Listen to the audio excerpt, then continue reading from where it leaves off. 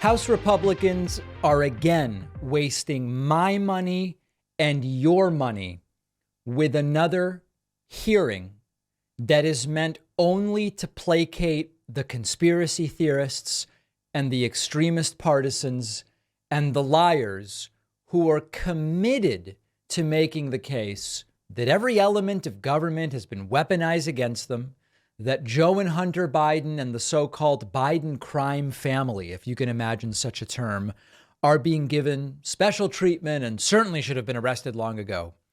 And they have done it so many times before. You know, they said the DOJ has been weaponized and they did a hearing and the hearing didn't prove that, but my taxpayer money and your taxpayer money went down the toilet. They said social media has been weaponized against right-wingers or whatever, and they did those hearings, and it turns out it wasn't true, and more of my taxpayer money and your taxpayer money was flushed down the toilet. They said we're going to do a series of hearings about crime in, quote, Democrat cities.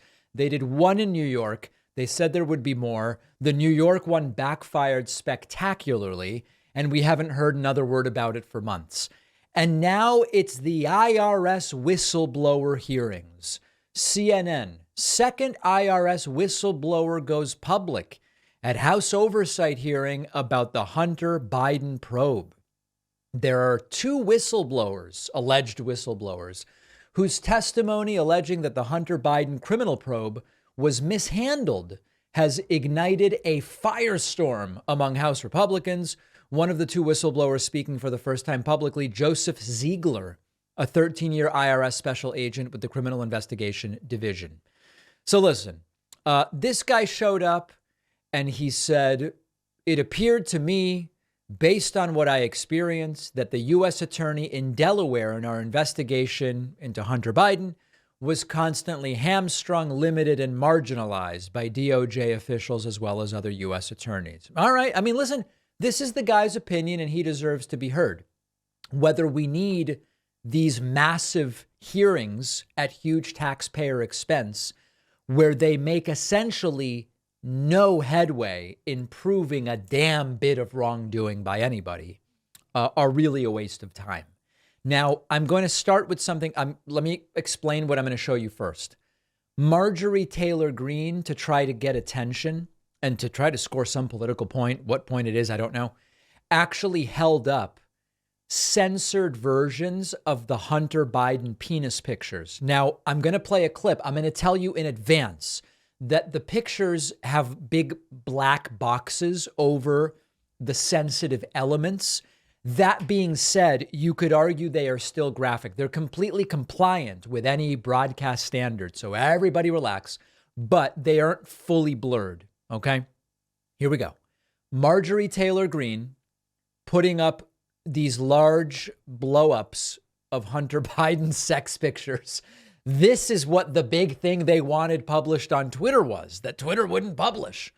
And Jamie Raskin says, should we be displaying this stuff? Chairman, of Hunter Biden Chairman, making sex, excuse me, this is my time, making pornography. should we be displaying this, Mr. Chairman, in the committee? Gentle lady's time's expired and went 2.5 minutes over. Chairman, If Mr. Bufume wants the 2.5 minutes, he can have it. If he wants to yield some to Ms. Ocasio-Cortez when she goes, she can have it. Okay. So really the height of,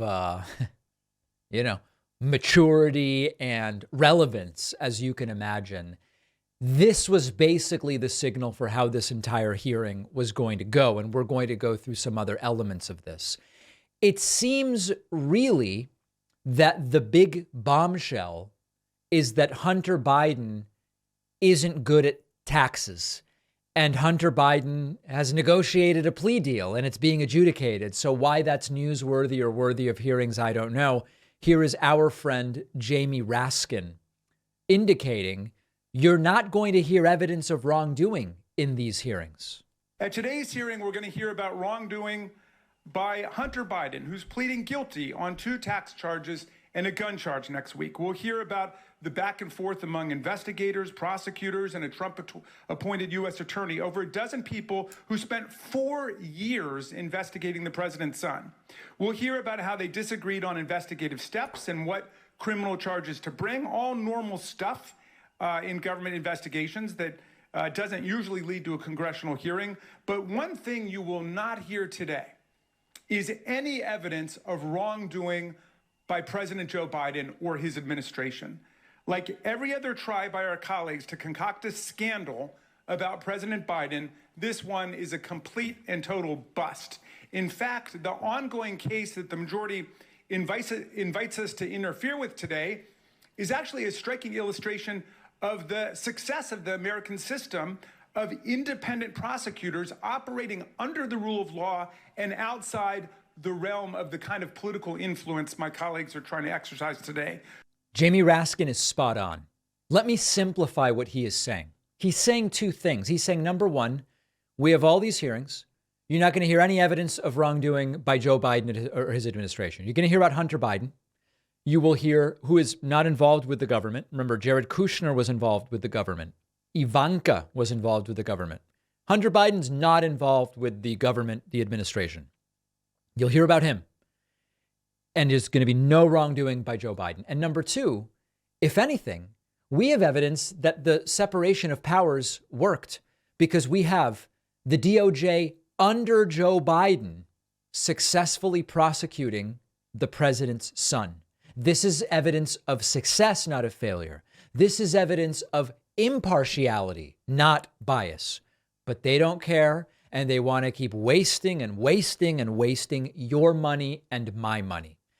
Going back to Jamie Raskin, continuing to really get to Republicans at the heart of what this is and saying, listen, if you're this worried about the IRS not doing its job, then go along with the additional funding we want for the IRS, which, of course, Republicans are against. If my GOP colleagues think that the treatment of millions of tax scofflaws, or even the handful who face criminal prosecution like Hunter Biden, is too lenient, I invite them to join us Democrats in supporting the $80 billion in funding for the IRS that we passed in the Inflation Reduction Act last year. This money will enable the IRS to make long overdue improvements in customer service, but will also enable the agency to restore lost capabilities and enforcement to identify and prosecute tax cheats. But the very first thing House Republicans did this Congress was vote to rescind that funding while disparaging these future IRS employees who will do the same kind of work today's witnesses do. Senator Cruz called them Biden's shadow army. Senator Grassley said they will be going around. All right, you get the point. The point is, if you're really that worried that the IRS isn't doing its job, that it's underpowered, that it's under-resourced, that it's not going after people in the way that it should, why are you against increased funding to the IRS, which is something Democrats have been asking for a while? A very good point. Now let's go to some of the cartoonish moments from these hearings. And remember, this is your taxpayer money. They're not doing a hearing on how to end hunger, which we could do. They're not doing a hearing on how to get health care to everybody, which we could do. They're not doing a hearing on how to end homelessness, which we could do. They are wasting your money and my money to argue that Hunter Biden isn't good at paying his taxes and presenting not a shred of evidence that Joe Biden or his administration did a damn thing wrong. Here is James Comer saying that the Biden family and businesses and associates and their companies have received $10 million from foreign nationals and related companies. One aspect is that's a lot of entities and only $10 million. And number two, you won't hear any actual evidence of wrongdoing by Joe Biden or his administration. For Biden family associates and suspicious activity reports generated by the Bidens and their associates' high dollar or foreign business transactions. What these records reveal is astonishing. Is it? The Bidens created over 20 shell companies, most of which were created when Joe Biden was vice president. Bank records so far show the Biden family, their business associates, and their companies received over $10 million from foreign nationals and related companies. A lot of this money poured in while Joe Biden was vice president. Despite creating many companies after vice president took office, the Biden family used associates companies to receive millions of dollars from foreign companies in China, Ukraine, and Romania. After foreign companies sent money to business associates companies, the Bidens then received incremental payments over time to various different bank accounts. Okay. Now, some of what he says is not true as far as there is any evidence for. Now, is it possible they just haven't found the evidence yet? Sure. But how many years are they going to investigate the exact same thing? Secondly, when you cast such a wide net and say that business associates of the family of Joe Biden have received money, it's not exactly damning. And of course, he has not even asserted evidence of any criminality by anybody, never mind the Biden administration or Joe Biden himself. Is there cronyism and nepotism and handshake deals? Of course, Jared and Ivanka were at the heart of it as part of Trump's administration. Does whatever they did excuse potential wrongdoing by anybody associated with Joe Biden? Of course not. But it is getting embarrassing how long they've been investigating the same thing and how slippery they are. James Comer's little rant there, if you're not paying attention, might sounds like something wrong was done, but he is not actually asserting any criminality or wrongdoing. Often when they do assert it, they do it without evidence. In this case, he's not even actually asserting criminality. At another moment during this hearing, IRS so-called whistleblower Gary Shapley says he's been painted by a partisan brush in his motivations here, and that's not good. Then he calls Chuck Grassley the patron saint of whistleblowers, which sounds pretty partisan to me. For 25 years, including 5 years with the Department of Justice Tax Division.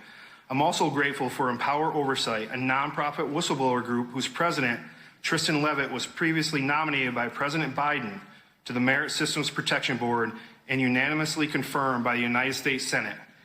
While some have tried to paint me with a partisan brush because this charitable organization employs some former staffers to GOP members on Capitol Hill. That's not the only reason why he's been painted with a partisan brush, of course. It's also that he has been working directly and exclusively with Republicans to try to frame the Biden administration as having committed some kind of obstructive or illegal act, absent any evidence that took place. Their expertise developed working for the patron saint and whistleblower, Senator Chuck Grassley, has been invaluable. Meanwhile, the Biden family attorneys appear to be representing Hunter Biden, President Biden, and the Department of Justice, and they are not working for free. It has been reported in public sources that there is a large fund paying for legal fees for Biden family attorneys. Yeah. The patron saint of whistleblowers, Chuck Grassley. Hard to imagine why this guy's been painted with a partisan brush. Then we go to a friend of the show, Congressman Raja Krishnamurthy, who makes the point that a whole bunch of the alleged I'm struggling to even find the right language to discuss this. It's the alleged allegations against Joe Biden, because they're not even really allegations if you listen to them. Much of what is being described allegedly as an allegation is stuff that happened when Joe Biden was not even president of the United States. If you committed a crime, it doesn't matter what the status was. But they want to talk about the appearance of impropriety in some of these cases. They are off script. You're talking about how the election cycle is delaying decisions by the prosecution. And it turns out that the delay in the election cycle was happening at a time when Joe Biden was not the president. I'm sorry, sir. That's in Special Agent Ziegler's transcript. That's why I couldn't find it. So, Mr. Ziegler and you shared concerns about delays related to the election cycle. But at that time, Joe Biden was not the president. I believe at that time he was the nominee for president. Now, why is that so important? They want to argue that the IRS and other investigative agencies under Biden were obstructing and slow walking and delaying investigations. And what Raja Krishnamurthy is pointing out is that for much of the time being described, Biden was not the president of the United States. He wasn't the vice president of the United States. He was the Democratic Party's nominee for president. This 2 minutes that I'm playing for you right now is the epitome of why this entire thing is a ridiculous waste of your taxpayer money and my taxpayer money. But, well, he was not the president, was he? It's just a simple question, sir. Can you rephrase what time? Joe Biden was not the president. in the presidential primaries in 2020? Correct. That is correct. Sir, finally, Mr. Shapley, you said that warrants were ready as soon as April 2020 to begin searching for records, but actions weren't taken with regard to those warrants. Again, Joe Biden was not the president in April 2020, was he? So I'm confused by your line of questioning. We're talking about an election to which now President Biden was a part of. So he didn't have to be the president to have election meddling. No, but the question is this. Was he the... Are they this dumb or are they pretending? Honestly, what do you think? Do they realize that they have no argument if they are arguing about actions taken by the DOJ and IRS, etc., when Donald Trump was president? Are they stupid or are they pretending? President at that time in April 2020. It's been asked and answered. And what's the answer, sir? The answer is yes or no? Is no. Thank you. Thank you. I yield back. Mr. Chairman, may I finish? Please, you may answer the question. So, it's clear that he was not the president, but an election is for the purpose of electing a president. That's true. And Joe Biden at the time was a nominee for president of the United States. Therefore, the election clauses with DOJ policy took place. So all of Trump's people were working to help Hunter Biden be shielded from prosecution. Why? Because they were turning on Trump, or what? It doesn't make any sense, and my money is being flushed down the toilet, and so is yours, when they could be dealing with real issues. Here's one last clip. Just a reminder, this is James Comer now. This is the same Burisma stuff, just recycled for a different audience. During our investigation, our committee became aware through whistleblower disclosures provided to Senator Chuck Grassley that the FBI had an unclassified record that details an extortion and bribery scheme involving then Vice President Biden and a Burisma executive. Okay, I'm not even going to play more. That is the same story for which they claim to have a whistleblower who they couldn't find for 3 years, for which they claim to have tapes that they couldn't get their hands on, nor could they guarantee their authenticity, for which they assert criminality, but can cite no laws that were broken, nor evidence for that those laws were broken. This is the same thing, just recycled. That's all this is. And our money is being flushed when we could be dealing with poverty. We could be dealing with climate. We could be dealing with any of the things that would be more important. We should be furious. We should vote them out. Remember to subscribe to the YouTube channel. I appreciate that. We're continuing to follow, as we have been, the leading two candidates in the 2024 Republican presidential primary. Those are Donald Trump and Ron DeSantis. Let's start with DeSantis today. Ron DeSantis gave a speech in Columbia, South Carolina, 2 days ago. In this speech, Ron DeSantis really reminded us why his campaign is failing to launch, why his campaign is going nowhere, why his campaign is laying off a dozen people. DeSantis is still talking about vaccines and vaccine mandates. And he is also lying and trying to rewrite history when it comes to dealing with COVID, casting or creating a contrast that is completely legendary only in his own mind when it comes to him versus Trump on COVID. Listen to this clip. You might think that it were 2021 listening to DeSantis here. That mandate was wrong. That mandate was not based on scientific data. Military personnel who meet standards were probably at close to zero risk of significant COVID to begin with. Many of them had already had COVID and had natural immunity, but the mRNA shots...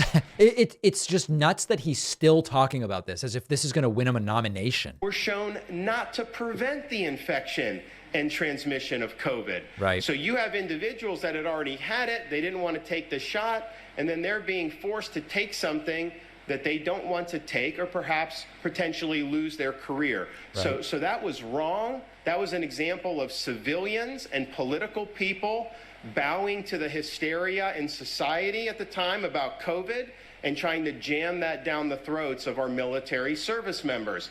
We are going to acknowledge that the military made a mistake. Okay. We are going to offer service members who were separated their jobs back, right, including with back pay. There you go. So as you can imagine, not part of this story is that DeSantis declared a state of emergency in March of 2020, earlier than many other states, authorized what is being called a lockdown on April 1st of 2020. And it could have been later, shorter, or longer, early, whatever.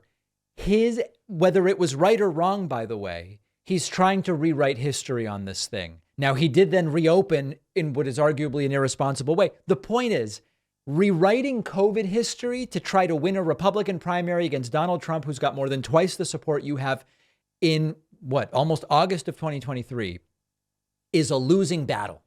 And even Newsmax seems to have had enough of DeSantis. And so what DEI is telling people to do is to elevate our differences, elevate different ethnicities, gender, race, you name it, and balkanize people and put them into different groups. That's not good for society, but it's definitely not good. All right, you're listening to Florida Governor Ron DeSantis speaking live right now. I'm presidential contender for 2024 and looking for that Republican nomination. All right, so Newsmax has basically had enough.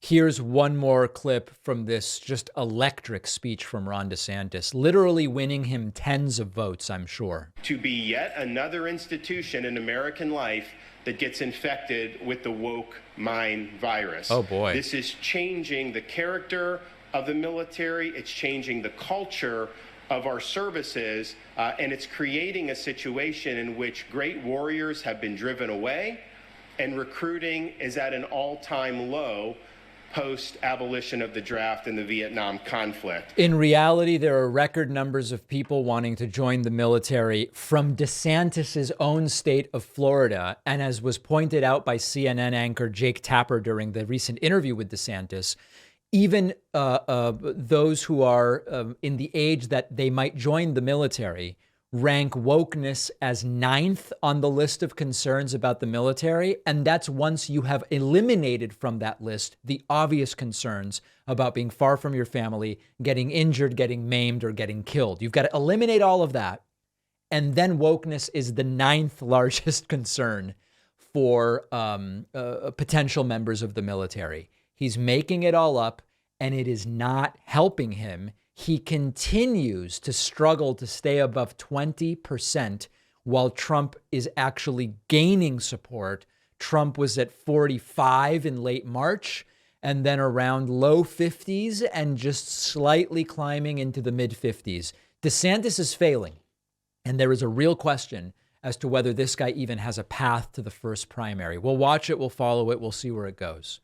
For his own part, Donald Trump melted down badly, very, very badly about this potentially forthcoming third indictment. I did everything right and they indicted me. Hard to believe. Donald Trump posting almost apoplectically to his social media platform, Truth Social, the following messages, many in all capital letters, reminding us that no matter how much this guy tells us he's not worried about these indictments, he's very worried about these indictments. Trump saying, quote, "These lunatics and thugs are destroying our vote, our border, our democracy, and our country. Election interference at a level never seen before. Make America great again." Almost none of these statements are true, by the way. There is no evidence that what's happening with Trump and the charges against him and the investigations and any of it is election interference. There have been both Democrats and Republicans involved in these investigations, although Trump says every time he gets arrested, there's police officers crying, shedding tears everywhere. There's no evidence of that even, but Trump continues to make these claims. Trump continuing, "These vicious communists, Marxists, fascists, and radical left Democrats have attacked my lawyers at a level never seen before, and yet I keep on winning. Any attorney that represents me is either a fool or a great American patriot that history will love and cherish. I am unaware of any communists, Marxists, or fascists involved in the investigations of Trump or even in government, And as far as radical left Democrats sort of in the eye of the beholder. Trump continuing, quote, "For the first time in the history of the USA, lawyers and the legal system itself are under siege. All a gift from crooked Joe Biden, Merrick Garland, and deranged prosecutor Jack Smith." Deranged Jack Smith is ad hominem, but there is no evidence that Joe Biden has directed these prosecutions. And of course, Merrick Garland is at the head of the DOJ. There is no evidence of wrongdoing. If anything, Garland was too hesitant to actually move forward with charges against Trump. And then lastly, Trump trothing to Troth Central, quote, "The Democrat prosecutors waited years to bring charges so that they could interfere with the 2024 presidential election. They are getting, however, big blowback. Certainly, at least with some of these investigations, that is a lie, because some of these investigations relate to things that happened far more recently, particularly when it comes to Trump and documents and attempts to hide or fraudulently deceive the government about what he has and where he has it. These are, other than some names that Trump gets correct incidentally in these posts, these are all lies, and he is not planning to tell the truth anytime soon. Let's take a very quick break. We're going to speak to Matt Lewis after the break, which I think will be super interesting. Today, I welcome Matt Lewis to the program. Matt is a senior columnist for the Daily Beast and also author of the brand new book, Filthy Rich Politicians, The Swamp Creatures, Latte Liberals, and Ruling Class Elites Cashing In on America. In all honesty, did you come up with the title, or did your literary agent or publisher do that one? Oh, they came up with it. Okay. And this is the same way with most of my columns that I write as well. I just, I'm not good at headlines, but thank goodness for people who are, because I really think the Filthy Rich Politicians title is great, even though I had nothing to do with it other than greenlighting it. Well, it's what I think is interesting about the book. And for context, I hope I'm accurate, Matt, when I tell the audience, if people aren't familiar with you, you're a right-wing guy, but I don't think you're a right-wing nut. And certainly under Trump, you have maybe been more critical than in the past of the direction of the party. Is that fair for context? Well, look, I'd like to think that I've always been a center-right conservative who was introspective and willing to criticize my team when need be. But I think that Trump, when Trump came along, and I'm very proud that I have immediately opposed Trump and have opposed him every step of the way. But I do think that had this weird psychological effect on all of us, which in a way was freeing to really re-examine things even more than we might have all, even if we thought we were being open-minded. So there's a lot of bad things that came from Trump. One of the good things that came from him is that it really shook people like me from any sort of, intellectual commitment to sticking with our team based on team spirit as opposed to philosophy or the facts. So with that kind of as a jumping off point, one of the things I find interesting about your book is you sort of seem to be making a point I've made about the narrow range of sources from which we get our top level politicians in the United States. Now, your criticism is not exactly what mine is. Your solutions are not exactly what mine are necessarily, but that is a point you're making, right? That we have this very narrow path into top level elected officialdom in the United States. Yeah, I think that, hopefully if you're an open-minded person, you're changing all the time, right? Now, I don't think you should be flip-flopping all the time over deeply held convictions. Yeah. But you should be, and so I really had not thought that much about money in politics, believe it or not. I mean, my wife's a Republican political fundraiser. I've been writing about politics for decades, but writing this book and researching it, Filthy Rich Politicians, made me start to think things through. And one of the kind of epiphanies I had was that I could not get elected to Congress, and not just because I wouldn't fit in with the Trumpy zeitgeist, but because I probably wouldn't have the money to do it. And And that was a realization that hit home. I mean, again, I'm somebody who I know about politics. I've got a lot of friends and contacts in politics. And yet I don't have that Ivy League pedigree, and I don't have the bank account that, I mean, even the so-called populists like Marjorie Taylor Greene, she's worth like $5 million or something. I mean, that's chump change. So yeah, I think that this forced me to kind of reckon with that. And, the ball has started rolling. Who knows? Maybe I'll end up where you are someday. Well, I don't know that you're right that you couldn't get elected to the House. I mean, listen, George Santos got elected. Now, yes, he got elected with a bunch of lies, but he was, I think if we actually figured out the amount of money he really has, it's not really that much. I think a lot of it would be if you picked the right district to run in, and you've got connections that your local electrician wouldn't have. I still think you would have a better shot than many, but I do think this idea of, the Ivy League, okay. I mean, yes, Harvard and Yale are certainly overrepresented in the halls of Congress. I think that that's true. The ability to raise money, maybe in addition to whether you're coming in with money, is certainly a factor. But talk to me about latte liberals. Like, what exactly is a latte liberal, like a limousine liberal? Yes, pretty much. First, let me just give you my spiel, because I just want to put it in context of sort of why I wrote the book. So, one of the things that I learned in writing it is that the average member of Congress is about 12 times richer than the average American household. So I'm kind of looking at why the rich get elected, but also how the elected get rich. So once they get in office, there's, the insider trading, that kind of thing. So that's kind of the big picture of the book. But there are, 10 chapters, and one of them looks at what I call Ivy League populists, right? That's like the Josh Hawleys and the Ted Cruzes and the JD Vances. But I have one on latte liberals too. So this could be like I would say like Nancy Pelosi, Bernie Sanders, John Kerry, AOC.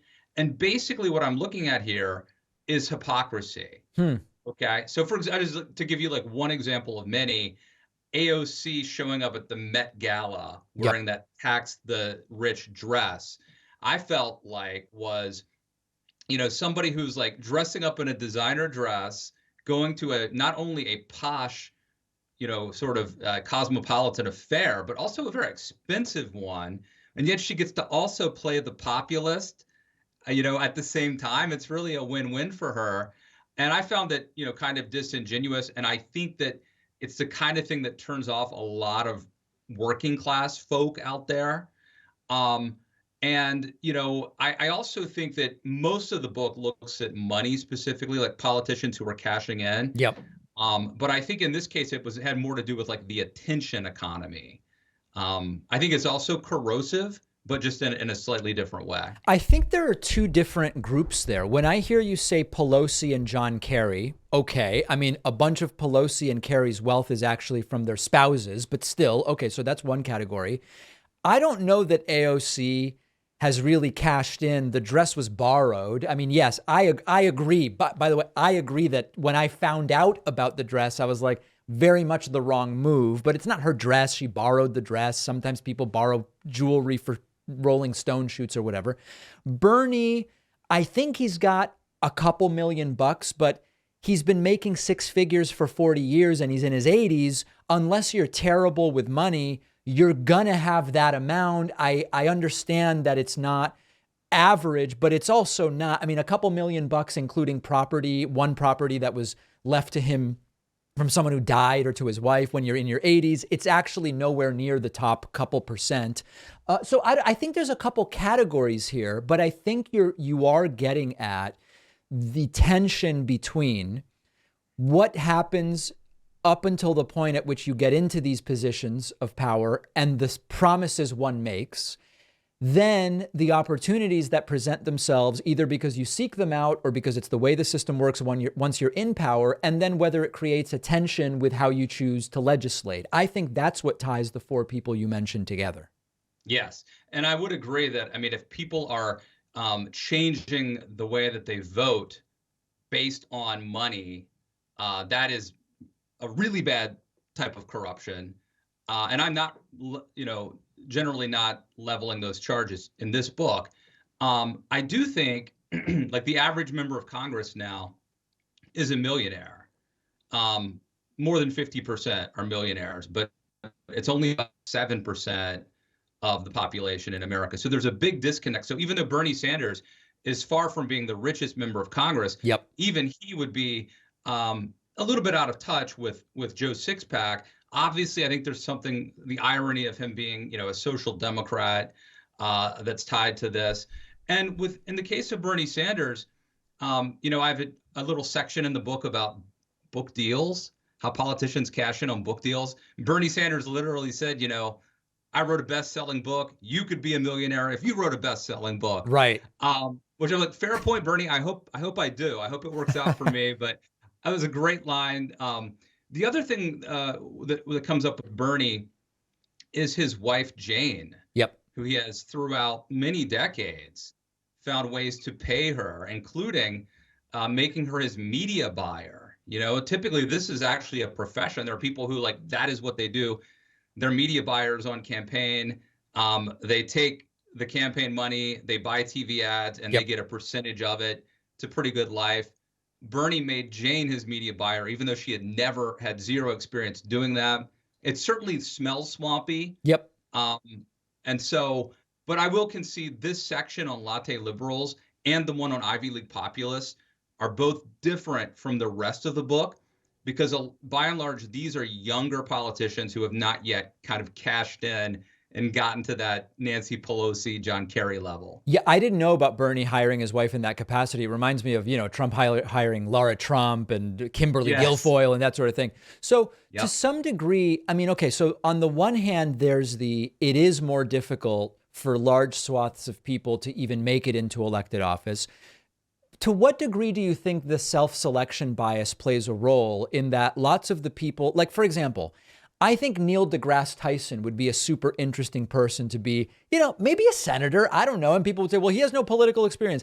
He can think in a way that I think the Senate would benefit from, at the least, I think, is something we could say. And yes, he happens to be on the left from everything I've heard. And we could say, well, maybe a different scientist or something like that.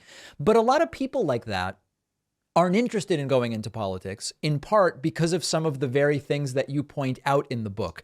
So to what degree do you think the self-selection bias is a factor, and what really could be done to change that? Well, that's a good question. I'm a big believer in incentives, and I don't think we want a scenario where people are like running for office to get famous and to get rich. And sadly, that kind of is what it is today. And I actually think the fame thing is on the rise, the attention economy. So I think we just have to think about incentives. I call for lots of reforms in the book. No, I don't believe any of them are going to solve the problem of corruption, but to mitigate the downside, right? So banning stock trading. So if you get in there, you're there, but you can't cash in. Term limits. That would limit the ability to sort of make generational wealth based off of your tenure. The one sort of, I guess, counterintuitive thing I would do is actually pay them more. I would actually raise the salary, because I'm going to cut off their ways to make a lot of extracurricular money. We might as well pay them a little bit better salary so they can focus on their actual job. Like how much better? Oh, I don't know. So right now, the average member of Congress is making like $174,000 a year, right? Like on one hand, that sounds like a lot. I think the average salary in America is like $56,000. So this is a lot more. However, you know, members of Congress, sometimes they might have a residence back in the district and also have to rent or own a place in Washington, D.C. I would be cutting off their ability to make money from book deals. I would be cutting off their ability to bet on the stock market. So I don't know. I would probably raise it to say $225,000 a year, which would be not a crazy difference in the grand scheme when you're talking about the limits that you're imposing. Yeah. No, and I mean, I could probably be, you know, talked into 300 or something if someone persuaded me it was right. I mean, another thing I would do is and this actually is not in the book, but while we're talking about it, I would also uncap the House. Like, right, there's been 435 members for 100 years or something. Yeah. I would like to have 4 or 5 times as many House members. I think that would bring down the average net worth of your average congressperson. It would, I think, get rid of the sense that they're more elite and special than us. They would probably be more responsive to us.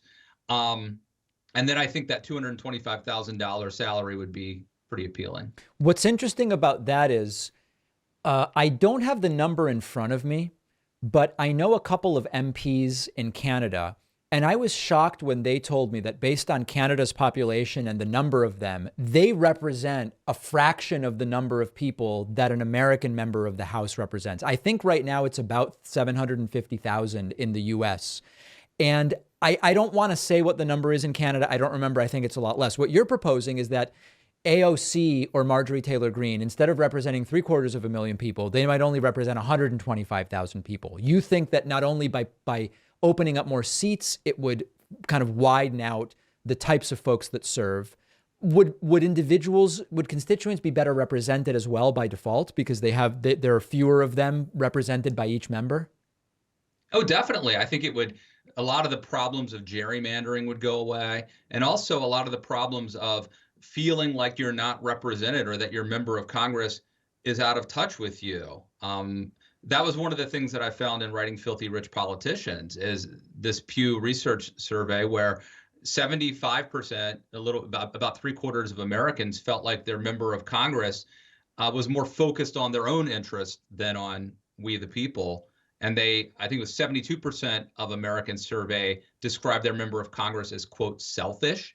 I just feel like if you were representing a smaller group of folks, they would have more access to you. And I think also it would broaden the type of people who get elected around the country. Give us some vignettes, Matt, if you can, of the type of character you would like to see as a member of the House. You know, what we've talked before about scientists. I've talked before about what about like a school principal, for example, or something like that. All of this is very dependent on personality and interest and all of these different things. But who are the sorts of folks you would like to see representing Americans in the House of Representatives? Oh, that's an interesting question. I have not thought about this, partly because, we get stuck into this thing where we can't imagine anything different because it's almost unthinkable. But I like where you're going with this. I mean, I think it was Bill Clinton who said that he wanted an administration that looked like America. And I think he was probably thinking like identity politics, like race or something like that. But why couldn't we have, if we had, 2,000 members of the House of Representatives, you could imagine right away the diversity you would have. But let's really think it through. Teacher, yes, no. Electrician, yes, no. I mean, let's like. No, but actually, that's an interesting point. And one of the things I learned when I was writing the book is that as recently, and I'm citing the Washington Post here, but as recently as the 1970s, there was like a plumber in Congress. There was a pipe fitter. Mm-hmm. I think there's a woman who just got elected in Washington State, a Democrat who is like a mechanic or something like that. I think that's good, actually, and maybe we would get back to that. Last thing I want to ask you about, because you're not going to give me a list of professions that are okay. Looking at the Republican primary right now, is it obvious that Chris Christie is the most honest and sane actor currently running? Yes. Oh, interesting. Okay, that's my opinion. That's my opinion. You're right. Yeah. Who would be second after him? I'd say Tim Scott. Okay. All right. Tim Scott. I like Tim Scott a lot. What disqualified him from winning is that he's pandering. He has to pander too much. So yes. He's not as honest. I don't think he's an evil or dishonest person, but he doesn't have the luxury of being able to call it the way he sees it, the way Chris Christie can. I think that's fair on both accounts. We've been speaking with Matt Lewis, senior columnist for the Daily Beast. The new book is Filthy Rich Politicians, The Swamp Creatures, Latte Liberals, and Ruling Class Elites Cashing In on America. We'll link to the book. Matt, really appreciate your time and your thoughts today. Thank you for having me. I want to play something for you that's funny and it's scary and it's stunning and it's unprecedented. As we've been talking about for the last couple of days, it appears as though the failed, twice indicted, twice arrested, twice impeached former President Donald Trump is now rapidly barreling towards a third arrest. This, of course, is a completely unprecedented scenario. No president has so openly flouted laws and norms while president and in the aftermath of being president as has Donald Trump. And these indictments serve as at least the potential, hypothetical, theoretical consequence for what Donald Trump allegedly did. It is momentous that a former president has been arrested not once, but twice, and possibly a third, fourth, fifth, even maybe a sixth time. On Fox News anchor John Roberts made the statement, you got to wonder whether this is sort of going to become old news, whether it's happening so much, whether a former president is being arrested so much that voters become accustomed to it and it doesn't really matter anymore. What is wild about that is that it is both almost inconceivable. If we had said 5 years ago, this guy's going to get arrested so many times, voters will become bored by it. That's outrageous. But also the fact that it's not completely untrue. And Trump voters in particular have written off all of these arrests as just political grandstanding and weaponized DOJ. And it really doesn't matter to them. Is it 2, 3, 4, 5, or 6 times that Trump gets arrested? Listen to this incredible clip. Keep on going. I mean, the rest of this primary election is going to be, in reference to Trump, is going to be about lawsuits. It's going to be about legal fees. It's going to be about judges. And it's just going to continue to be a further and further distraction. We can't keep dealing with this drama. We can't keep dealing with the negativity. She obviously wants to get to the issue. She doesn't want this all to be about the Trump indictments. But you got to wonder at some point, voters become inured to all of this. It's like, how many indictments can a former president and a current presidential candidate face before people say, you know what, maybe it doesn't matter? Right. Yeah. I think there are really two sides of this, and this is where this election is going to be played out on the GOP primary side. And that is the people who say, you know what, I really liked Trump policies, but I just don't like the chaos. I don't like the baggage. And that's what Nikki Haley is trying to tap into. You're likely going to see Ron DeSantis and Mike Pence and others tap into that. But then there's another side that says, listen, why are they going after him so hard? Why are they doing this? As if this is just a choice. Could it maybe have to do with the fact that there are gobs of evidence of potentially more than 100 different crimes that Trump has committed, or more by the time it's all said and done? Maybe it shouldn't matter is not the takeaway I would have gone for here. To this former president, who we liked his policies, we had some problems with him personally maybe, but why are they doing it? Because maybe, this is their thinking, he's shaking things up and bringing down the swamp and there you go. The reason that they're indicting Trump is because he's really shaking things up and bringing down the swamp. Now, Brett Baier is playing devil's advocate, but it's a very dumb devil's advocate. It's a devil's advocate that makes no sense. Now, one person wrote to me and said, David, this is Fox News preparing the battlefield. They are proactively trying to muffle the impact of the next indictment. Maybe at this point, it's really not clear whether Fox News is a right-wing channel or a MAGA channel or an anti-MAGA channel. I don't even pretend to know. We've seen instances of all of it on Fox News. But what you have to understand is that there is a significant percentage of Trumpists who would be happy to vote for Trump if Trump's in prison and to allow Trump to be president from prison. I mean, nothing matters to them more than keeping the guy that they've attached their buggy to in power and, quote, owning the libs, angering the left, etc. That is what they care about. I have a big follow-up on a story from about a month ago. Remember when Trump was found liable for sexual assault and defamation against E. Jean Carroll, who says that Trump assaulted her and said Trump raped her in the Bergdorf Goodman department store in the 90s in Manhattan? One of the big defenses we heard from right-wingers was, listen, liable for defamation, liable for sexual assault, but not liable for rape. Now, remember, we used the term liable because it was not a criminal case. It was a civil case. Important just to remember that. The judge has now clarified this distinction about no rape. No. That's actually not the case at all. The Washington Post reports, judge clarifies, yes, Trump was found to have raped E. Jean Carroll. Trump is civilly a rapist. It is not criminal liability. We all know that. We're not pretending. Trump has been found civilly liable of rape. The article from Aaron Blake says, after Trump was found liable for sexually abusing and defaming E. Jean Carroll, his legal team and defenders lodged a frequent talking point. Despite Carroll's claims that Trump had raped her, they noted, the jury stopped short of saying he committed that particular offense. Instead, jurors opted for a second option, sexual abuse. This was a rape claim. This was a rape case all along, and the jury rejected that and made other findings. That's a quote from Trump's lawyer, Joe Tacopina. A judge has now clarified this is basically a legal distinction without a real world difference.